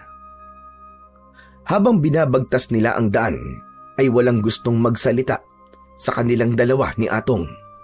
Nahulog sa malalim na pag-iisip si Delphin at biglang naalala na puntahan si Lolo Nilo sa paggawaan nito ng asin. Pagkalipas ng ilang oras, narating nila ang bahay ng matanda. Malungkot siyang napaupo at nakatanaw sa tabi ng dagat habang nakikita niya na abala ang matanda sa paghahalo ng asin. Si Atong naman ay naupo sa tabi niya habang naghihintay rin sa paglapit ni Lolo Nilo. Hindi nga nagtagal ay napansin sila ng matanda at agad itong lumapit sa kanila. Oh, nandito na naman kayo mag-ama. Naubos na ba ang asin ninyo? Kukuha na ba ulit kayo? Hindi po, Lolo Nilo. Gusto ko lang po kayong kausapin. Aba, tungkol ba saan ang pag-uusapan natin, Delphin? Tsaka, bakit malungkot ang mukha ninyo? Para bang nalugi kayo ng 1,000,000? Tungkol po sa baryong pinanggalingan namin ngayon, Lolo Nilo. Ang baryo ng mga aswang na bawal ang asin. Natigilan si Lolo Nilo at bigla rin sumeryoso ang muka. Nag-aalalang napatingin ito sa muka ng mag-ama. Kung ganun, narating niyo na pala ang baryo ng Anapuri. Naku, malayo na yun ha. Paano kayong nakarating doon? Yung tanong ko po muna ang sagutin niyo, Lolo Nilo. Totoo po ba na mabubuti silang aswang at anak niyo po ang kapitan doon? Oo, Delphin. Totoo yun. Ay nako, pambihira. Nakausap niyo na pala ang anak ko. Bueno, tutalay alam na ninyo ang tungkol sa baryong yun. Isa lang ang masasabi ko. Hindi lahat ng mga aswang ay masama. Isa silang pangkat ng mga asbo na may mabubuting kalooban. Dahil sa pagiging busilak ng kanilang puso, binantayan sila ng anak ko para protektahan. Hindi ko akalain na makakarating kayo sa lugar na yon. Dahil sa narinig, ay hindi maiwasan ng batang si Atong na tanungin ang matanda tungkol sa kanyang ina. Lolo Nilo, nalaman ko rin po na pinatay po ng aswang ang nanay ko. Anong klaseng nilalang po ba ang pumatay sa nanay ko? Si Leia ay biktima ng aswang na asbo. Hindi ko alam na pati pala yan alam mo na rin, Atong. Pasensya na kayo. Hindi ko magawang ipagtapat sa inyo na alam ko na ang tungkol sa nangyari kay Leia. Dahil nag-aalala ko sa anak ko. Kaya idinaan ko na lang sa pagtulong sa inyong mag-ama ang paghingi ko ng tawad. Ano ba talagang klaseng nilalang ang mga asbo? Sila talaga ang totoong masasamang nilalang ng kadiliman. Kung minsan, sila ang nagiging dahilan kung bakit nadadamay ang mabubuting aswang. Gumagawa sila ng kasamaan at ibinibintang sa mga kalahi nila. Galit sila sa kapwa nila na hindi pumapatay ng tao. Ang sama naman po ng aswang na yon, Lolo Nilo. Tay, kailangan niya po pagbayaran ang ginawa niya sa nanay ko. Darating tayo dyan, anak. Bibigyan natin ng katarungan ng pagkamatay ni Leia. Ang tanong lang sa ngayon sino kaya ang aswang na totoong pumapatay ng mga tao? Yan ang matagal na naming inaalam ng anak ko, Delphin. Balak niyang bigyan ng katarungan ang nangyari kay Leia. Dahil iniisip niya na kasalanan niya kapag may namamatay ng dahil sa aswang. Ang totoo, inubos ng aswang na yon ng pamilya ng aking anak. Muntik na rin sana mamatay si Lando. Pero iniligtas siya ng mga aswang na yon sa baryo. Kaya simula noon, doon na rin siya tumira para protektahan din ang mga ito laban sa kapwa nilang masasamang aswang. Kaya pala ganun na lamang ang pagbabantay ni Kapitan Lando sa lugar na yon. Lolo Nilo, naalala ko pala. Kagabi lang ay nakasagupa ako ng isang nilalang na naglalaho sa dilim. Nagiging kulay itim na usok siya at malakas ang kapangyarihan. Para tapatan ang suot kong agimat. Kung ganun, hindi nga ako nagkamali ng nararamdaman sa iyo noon pa. Taglay mo ang agimat mula sa sinaunang antigero. Nakakatuwang isipin na dito ko pa matatagpuan at makikilala ang apo ng kaibigan kong si Felix. Nanlaki ang mga mata ni Delphine nang mabanggit ni Lolo Nilo ang pangalan ni Lolo Felix na kanyang lolo. Kung ganun po, kayo po ang kaibigan ni Lolo Felix na matagal niya nang ikinikwento sa akin. Sadya pala talaga mapagbiro ang tadhana. Ngayon, ay hindi na po ako mangangamba. Totoo po pala talaga ang sinasabi ni Kapitan Lando. Katulad ng sinabi ko sa iyo, Delphin, hindi basta-bastang uri ang mga aswang. Mapanganib sila, ngunit meron pa rin naman nakabutihan sa kanilang puso. At tungkol naman sa nilalang na nakasagupa mo kagabi, kung pagbabatayan ko, ang napansin mong kilos niya, malamang na siya nga ang aswang na matagal ko nang hinahanap. Siya ang nilalang na itinakwil ng kanyang kalay dahil sa pagpatay sa kapwa niya aswang. Wala siyang patawad kahit kapwa niya aswang. Nilalantakan niya at pinapatay. Sino siya, Lolo Nilo? Bakit niya po yung ginagawa sa mga kalahi niya? Dahil gusto niya na mapunta sa kanya ang baryong binabantayan ng aking anak. Ang gusto niya, siya lang ang maghari sa kanilang mga kalahi. At kung ang galaw ng katawan niya ay napansin mong may usok na naiiwan, ang ibig sabihin nun, alagad na siya ng hari ng kadiliman. Nagbibilang siya ng mga tao na papatayin, kabilang ang aswang at antingero, na magbibigay sa kanya ng karagdagan lakas ng kapangyarihan. Saglit na napaisip si Mang Delphine dahil sa sinabing yun ni Lolo Nilo. Si Atong naman ang nakisali sa usapan ng dalawa. May posibilidad po kaya na siya ang pumatay kay nanay? Oo, Atong. Maaaring siya nga. Karamihan sa mga aswang na nakikipagtulungan sa hari ng dilim ay merong inaalay na kapalit. Depende yun sa kanyang kahilingan. Pero kung pagbabatayan ko, ang bilang at uri ng mga tao na napapatay niya, kailangan niyang mag-ipon ng 11 enerhiya para makumpleto ang kanyang misyon. Kung kasama po si nanay sa 7 lalaki na napapatay niya, sa tingin ko po, walo na po silang lahat. Hinala po kasi ni tatay na ang 7 lalaki na natagpuan po sa dagat ay biktima rin po ng mga aswang. Oo, tama ka dyan, Atong. Kung 8 na nga ang bilang ng mga biktima, ang ibig sabihin ng Lolo Nilo, may 3 pang natitira. Hindi, Delphin. 2 antingero na lang ang kulang at pupuno sa kanyang misyon. Dahil si Felix ay isa sa naging biktima ng aswang na yon. Hindi nyo ba alam na kayo ang 2 antingero na tinutukoy ko? Kayo ang pupuno sa bilang na kailangan ng aswang na yon. Hindi kagad nakapagsalita si Delphin nang direktang marinig yun sa matanda. Hindi siya halos makapaniwala na ang mga nangyayari sa kanila ay magkakaugnay. Maya-maya pa ay muling nagsalita si Lolo Nilo. Hindi mo rin siguro alam, Delphin, na ang mga aswang sa baryong napuntahan nyo ay minsan ang ipinagtanggol ng Lolo Felix mo. Ano ho? Ang mga aswang na nakatira sa baryo ng Anapuri ay dating mga aswang na walang tirahan. Nagtatago lamang sila sa kabundukan at nagnanakaw noon ng mga hayop para mabuhay. Hanggang isang araw, iniligtas nila ang Lolo Felix mo. Ginamot at dinala sa ligtas na lugar. Nang mga panahong yon, ay tinutugis ni Felix ang mga aswang.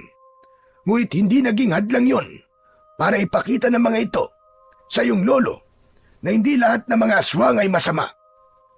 Kaya magmula ng gabing yon, dinala silang lahat ni Felix sa malayo at doon sa dulo ng baryo. Yun na nga ang baryo ng Anapuri. Diyos ko, bigla po akong kinilabutan sa mga narinig ko mula sa inyo, Lolo Nilo. Biruin nyo, muntik na akong magawa ng isang malaking kasalanan nang dahil lang sa sinabi sa akin ni Emily. Ang totoo po, siyang nagsabi sa amin na mayroong baryo pa kaming hindi napupuntahan para paglakuan ng asin. Kaya lang, naligaw kami ni Atong at inisip na kaya bawal ang asin sa baryong napuntahan namin ay dahil aswang ang nakatira. Hay nako, hindi talaga alam ni Emily ang tungkol sa baryo ng Anapuri, Delphin. Hala, sige na, umuwi na muna kayo sa bahay nyo.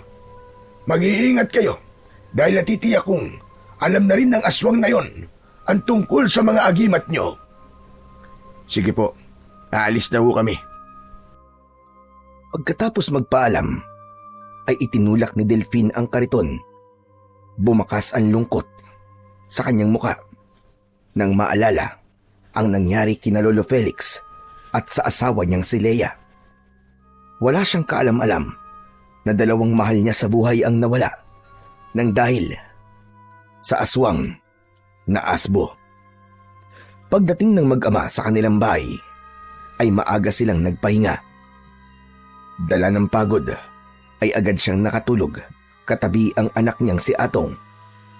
Nagising si Delphin sa malakas na pagsigaw ni Lolo Nilo sa labas ng kanilang tahanan. Kaya agad siyang bumangon at napansin na madilim na ang paligid ng mga sandaling yon. Delphin, buksan mo ang pinto! Bilisan mo! Delphin! Nagmamadali si Delphin. Nalapitan ang pintuan para pagbuksan ng matanda.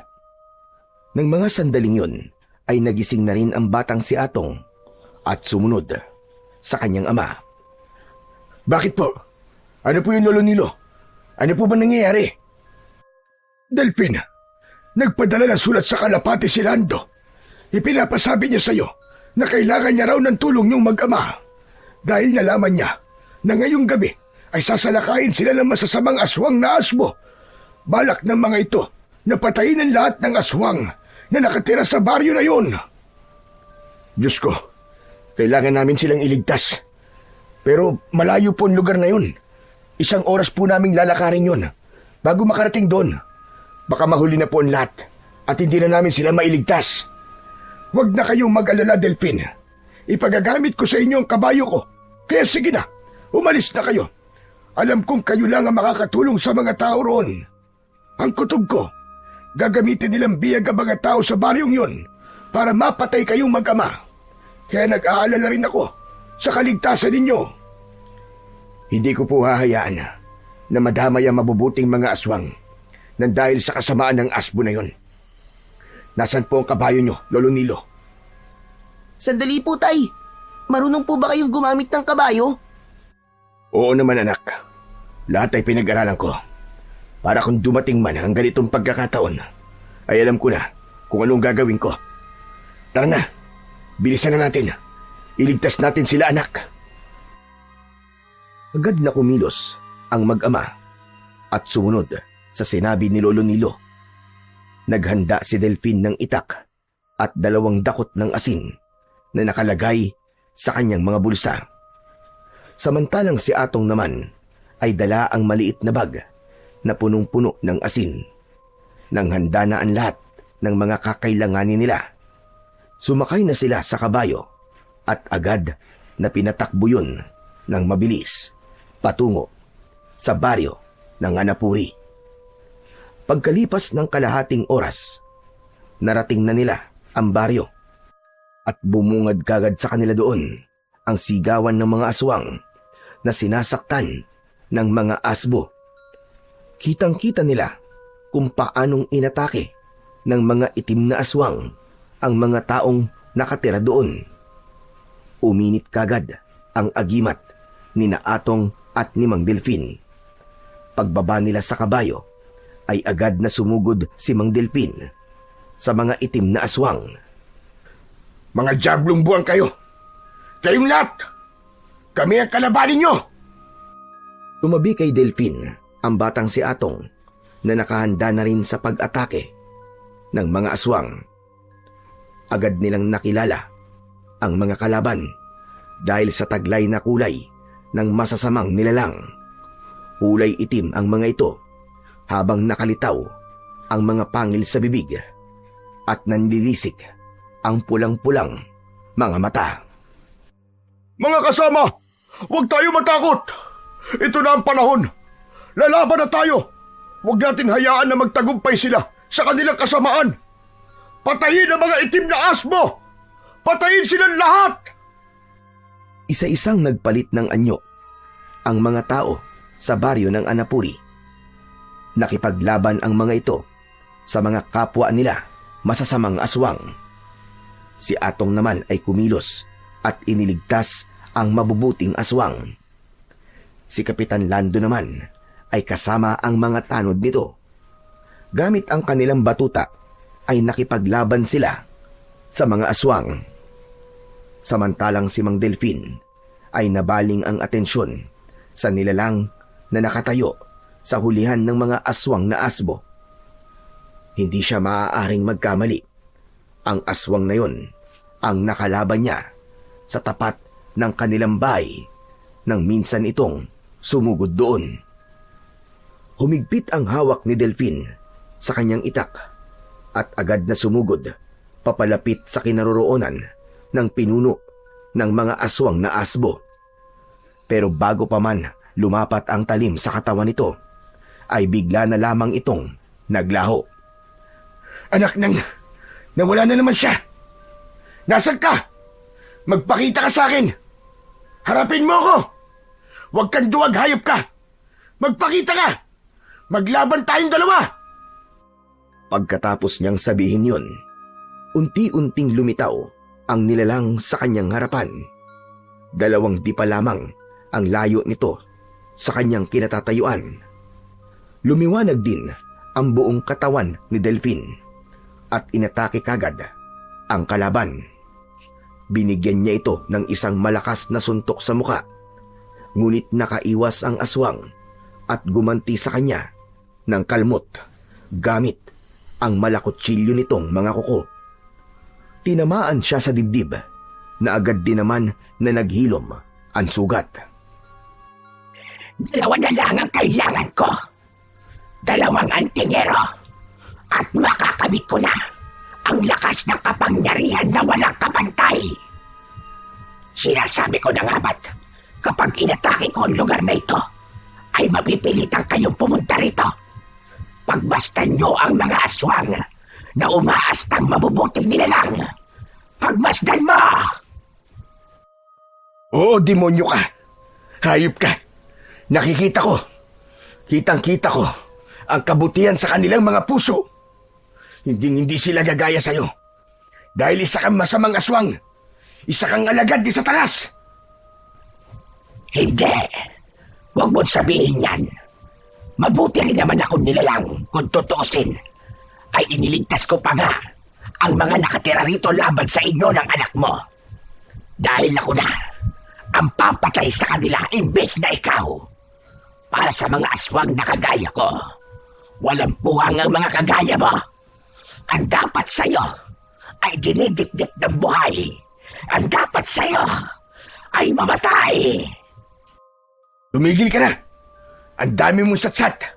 Ang baho ng bunganga mo. Simulan na natin ang laban na to. Agad na sumugod si Mang Delpin sa kalabang aswang. Hawak ang kanyang matalas na itak. Iwinasiwas niya ang itak sa ere at bawat pag-atake niya sa kalaban ay naiiwasan nito at nakakaganti ng kalmot sa kanyang katawan. Bumagsak ng pasadsad sa lupa si Mang Delpin na agad naman na nakita ng anak nitong si Atong. Kaya ang bata naman ang lumaban sa aswang. Hindi nakaiwas ang pinuno ng mga itim na asbo. Tinamaan ito ng sipa ni Atong. Pasadsad itong bumagsak sa lupa. Kaya naman, wala nang inaksayang oras si Atong. Dumukot siya ng asin sa bulsa at isinaboy yun sa pinuno ng mga aswang na asbo. Aray ko! Ang sakit! Tama na! Hayop kang bata ka! Tama na! Hayop ka rin! Hindi ka lang hayop! Demonyo ka pa! Kulang pa yan sa pagpatay mo sa nanay ko! Hayop kang bata ka! Lintik ka! Titirsin kita! Papatayin kita! At tatantarin ko katawan mo ng pinong-pino at ipapakain ko sa mga alagad ko! Biglang naglaho ang aswang at sa muling paglitaw nito ay saktong sakal-sakal na nito sa leeg ang batang si Atong. Naramdaman niya ang pag-angat ng kanyang paa sa lupa. Subalit hindi siya tumigil. Isinaboy niya sa mukha nito ang asin. Kaya naman nabitiwan siya nito. Samantala, mabilis na bumangon si Delphin nang makitang bumagsak ang kanyang anak mula sa pagkakasakal ng pinuno ng mga aswang na asbo. Mabilis pa sa kidlat na naisaksak niya ang itak sa tiyan nito. Lumiwanag ang talim ng kanyang mahiwagang itak. Bumulwak ang kulay itim nitong dugo. Nang makita ni Atong na nasaksak na ng kanyang ama ang pinuno ng mga aswang na asbo, bumangon siya at lumapit sa mga ito. Hinawakan niya ang tigkabilaang braso ng aswang at ang liwanag mula sa kanyang suot na agimat na kabayong dagat. Unti-unti yung pumasok sa katawan ng asbo dahil sa malakas na enerhiyang bumalot sa katawan ng aswang. Nawala ang pagkaaswang nito at bumalik sa pagiging tao. Yun ay walang iba kundi ang may-ari ng tindahan na si Aling Emily. Siya ang pinuno ng mga aswang na asbo. Gulat na gulat naman ang mag-ama sa kanilang natuklasan. Hayop ka! Demonyo ka, Emily! Ikaw palang pinuno ng mga aswang na asbo. Ikaw din ang dahilan kung bakit kami nakarating sa baryong ito. Dahil gusto kong magbago ang isip nila. na totoong masama ang mga tao na dapat silang maging kagaya ko. Patutunayan ko na nagkamali sila na pinaniniwalaan. Papatayin ko silang lahat dahil sa pagtatakwil nila sa akin. Papatayin ko silang lahat. Tumahimik ka! Dapat lang sa'yo na itakwil dahil masama ka nila lang. Nagpakain ka sa kampo ng kadiliman. Hindi! Hindi! Hindi! Hindi ako masamang nilalang! Hindi ako masamang nilalang! Muling nagbago ang anyo ni Aling Emily. Inatake nito ang mag-ama, ngunit maagap na nakakilos ang batang si Atong. Ginamit niya ang agimat niya at idinikit niya yon sa dibdib nito. Lumakas ang liwanag sa suot niyang kwintas at sa isang iglap, lumitaw ang malaasido na ulan na pumatak sa katawan ni Aling Emily. Hindi pa nasiyahan si Atong. Inubos niya ang asin sa katawan nito at sinundan naman ni Mang Delfin ng pagtaga sa leeg mismo ng aswang. Nagkikikisay ang katawan nito hanggang sa matunaw at nasunog hanggang sa maging abo. Nang mga oras na yon ay natalo ng mabubuting aswang ang mga alagad ni Aling Emily. Bagamat marami rin ang nasawi at nasugatan, hindi na nila maitago ang labis na kaligayahan ng mga sandaling yon sa kanilang mga puso dahil sa wakas, nakalaya na sila sa masasamang nilalang na patuloy na nanggigipit at nagiging banta sa kanila. Mga kasama, makinig kayong lahat sa akin. Nais kong magpasalamat sa inyo. Kasama ng aking anak na si Atong. Ako si Delphin, na apo ni Lolo Felix, ay taus-pusong humihingi sa inyo ng kapatawaran sa lahat ng mga nagawa kong kasalanan sa inyo. Ginulo ko ang pananahimik ninyo sa baryong ito. Patawarin niyo sana ako. Pagkatapos sabihin yon ni Mang Delfin, lumapit si Kapitan Lando sa kanya at nakangiting nakipagkamay. Niyakap naman ito ang batang si Atong. Kalimutan na natin yun, Delphin. Maraming salamat sa iyo, Delphin, at sa iyong anak na si Atong. Iniligtas nyo ang mga nakatira rito mula sa mga masasamang aswang na asbo. Maraming salamat din po, Kapitan. At pasensya na po kung hinusgahan kita kagad. Hindi ko naisip na kaya nyo kami pinagtatabuyan ng aking anak noon ay para iligtas lang din sa mga aswang. Muli po, Kapitan, humihingi ako ng paumanin sa aking kapangasan. Mula sa kanilang kinatatayuan ay bumalik sa dating anyo bilang tao ang mga aswang na nakatira doon. Naluluwa ang mga ito na nagpasalamat kina Delphin at Atong. Simula sa gabing ito, mga kasama na ako ni Kapitan Lando na magbabantay sa baryo nyo. Pinapangako ko yan. Hindi ko nahahayaan na merong papasok na maglalako ng asin sa lugar ninyo. Mabuhay ang mag-ama, mga kasama! Mabuhay ang bagong simula ng katahimikan sa baryo natin! Mabuhay sina Delphin at Atong! At mabuhay tayong lahat! Umalingaw-ngaw ang sigaw ng mga taong natulungan ng mag-ama. Walang katumbas na saya ang naramdaman ni Mang Delphin nang makita ang mga ngiti sa labi ng mga tao na naninirahan sa baryo ng Anapuri. Pagkatapos ay nagpaalam na silang dalawa sa mga ito.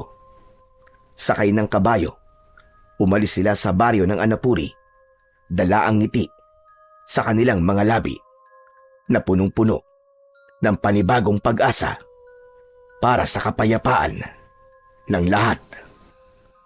Simula ng gabing yon ay muling bumalik ang katahimikan sa baryo na bawal ang asin. Wala na rin namatay na lalaking biktima ng mga aswang sa baryo ng Bunti.